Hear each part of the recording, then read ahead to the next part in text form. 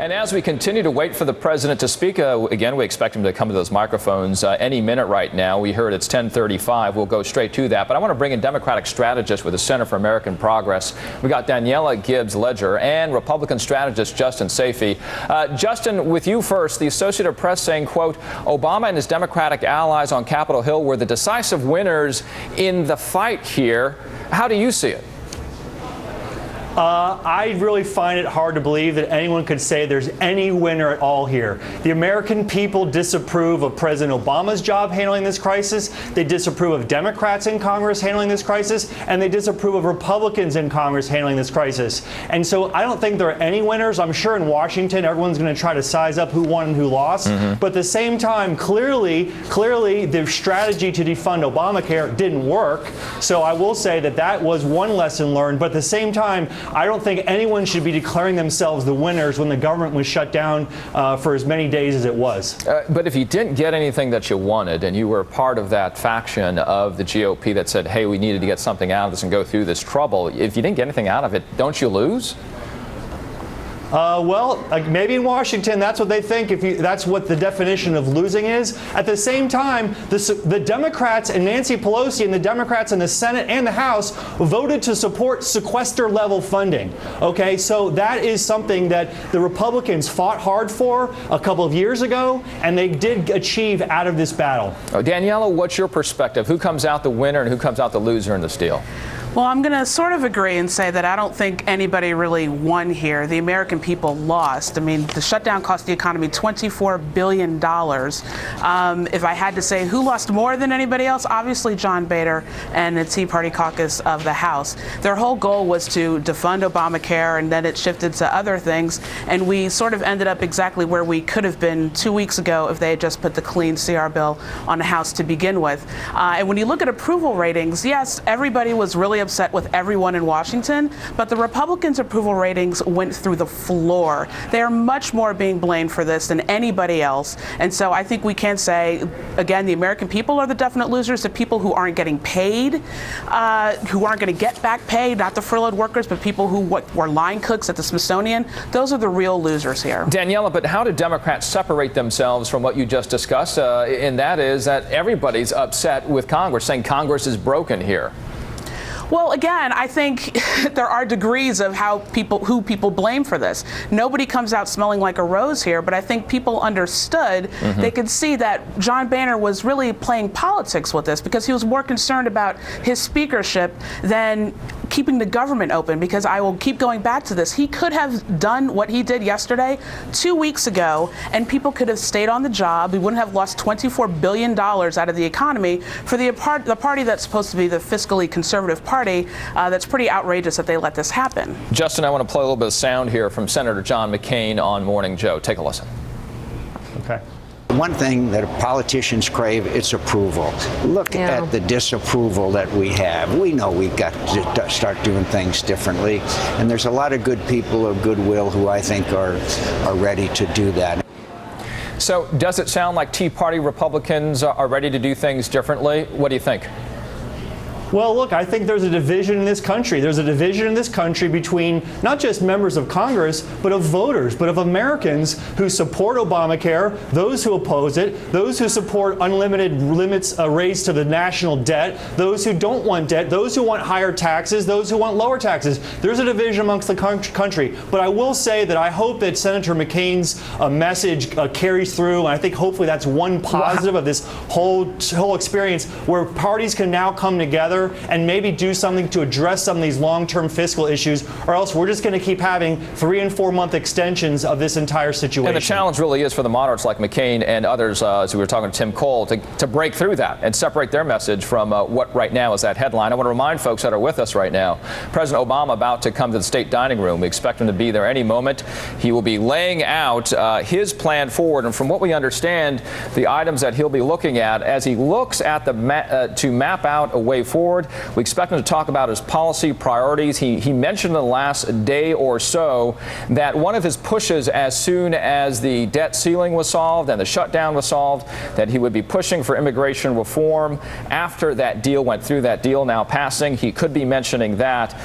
We also expect him to perhaps lay out his perspective on the context of what has happened over the last several weeks, that he'll make some points that although the shutdown, the defaults, all solved right now, that the entire episode has been bad in his perspective for the country. So again, President Obama coming to the microphones in State Dining Room. We're watching that dais at this moment. Back to our strategists, and let's go back here to talk about, Daniela, this issue. Now that the government that is funded through January 15th, we got the debt ceiling extended to February the 7th. What is the win-win scenario for both sides as they work towards those dates and a big deal? Do we expect a grand bargain of sorts?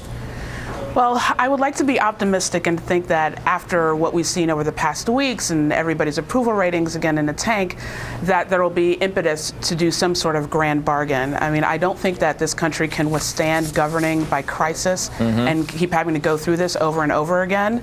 I really hope that cooler heads will prevail. And like you said, that the moderate caucus of the Republican Party will step up and stand up to the Tea Party folks and say, look, you know, there are things that we want, there are things that Democrats want. Why don't we actually sit down and work together and see where there is some common ground, because there is some there, and come up with a big deal so that we don't have to go through this another 6 weeks or another 2 months. Justin, what's the win-win? I have to agree with that, and that's what I'm hopeful for. I'm hopeful that there is a possible grand bargain in the works. Now, you know, people may say that that's a long shot, but I do believe that after the pain that we've seen the last few weeks, that will be the way to put the country on a fiscally stable path. Both parties are going to have to give. The president's going to have to give, Harry Reid's going to have to give, and John Boehner and the Republicans and the Tea Partiers are going to have to give to do something that will allow for long-term economic stability for the federal government. Daniela, talk about the president and his role throughout this entire process. Sort of quiet hardball tactics, if you will. He was not going to negotiate, as what many have been saying about this. But did he take a back seat to this entire process? No, I don't think he did. I think he learned a lesson of 2011. And sometimes, again, you can't negotiate with people when their terms are completely unreasonable.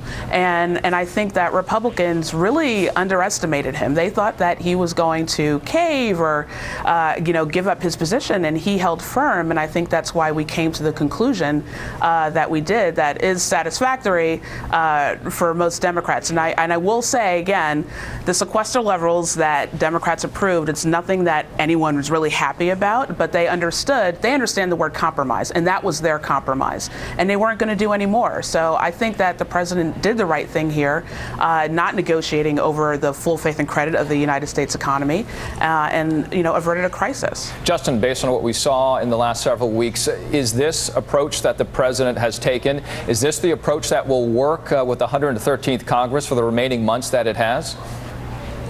Well, I think that clearly he took this approach. I probably think that he and his advisors think that the approach worked.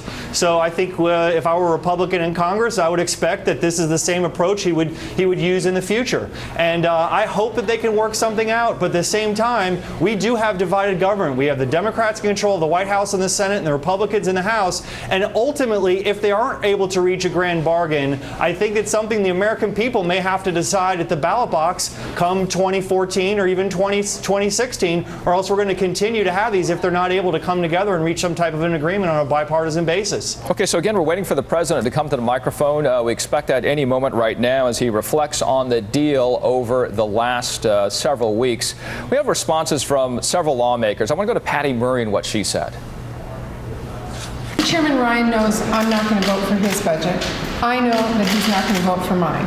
We're going to find the common ground between our two budgets that we both can vote on, and that's our goal. So we're looking at the Senate here, Daniela. That happened after the budget meeting this morning. Is that going to prevail? She's saying they're working together. We were also talking to Senator Bill Nelson earlier. He felt that the Senate was able to work together. He felt encouraged by the meeting this morning. Do you expect that to continue there on the Hill?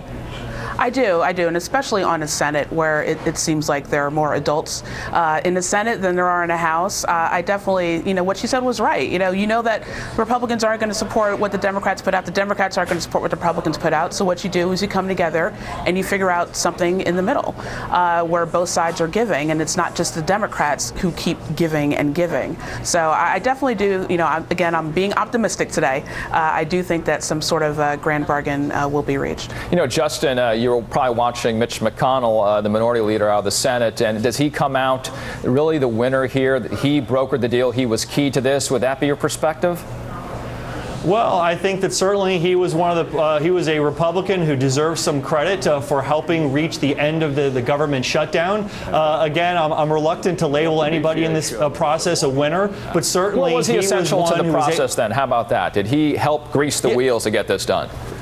Absolutely, he was, and I'm glad that he was able to do that with Harry Reid. There was a report out last week that Harry Reid didn't want Vice President Biden involved in any of this because of his good relationship with senators and especially Mitch McConnell. So, I would also give Harry Reid credit too for his ability to work with Mitch McConnell and for them to work together. And again, I hate to sound positive after what we've seen the last 17 days, right, but I'm going to keep saying it because I hope it happens. I hope that this is maybe the start of something where in the Senate where they can come together. Justin Sayfie, Daniela Gibbs-Ledger, thank you so much.